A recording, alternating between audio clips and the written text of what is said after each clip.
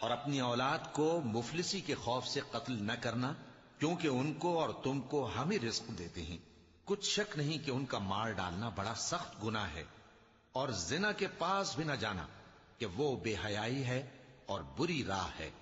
اور جس جاندار کا مارنا اللہ نے حرام کیا ہے اسے قتل نہ کرنا مگر جائز طور پر، یعنی بفتوائے شریعت۔ اور جو شخص ظلم سے قتل کیا جائے، ہم نے اس کے وارث کو اختیار دیا ہے کہ ظالم قاتل سے بدلہ لے، تو اس کو چاہیے کہ قتل کے قصاص میں زیادتی نہ کرے، کہ وہ منصور و فتح یاب ہے۔ اور یتیم کے مال کے پاس بھی نہ پھٹکنا مگر ایسے طریق سے کہ بہت بہتر ہو، یہاں تک کہ وہ جوانی کو پہنچ جائے۔ اور عہد کو پورا کرو کہ عہد کے بارے میں ضرور پرسش ہوگی۔ اور جب کوئی چیز ناپ کر دینے لگو تو پیمانہ پورا بھرا کرو، اور جب تول کر دو تو ترازو سیدھی رکھ کر تولا کرو۔ یہ بہت اچھی بات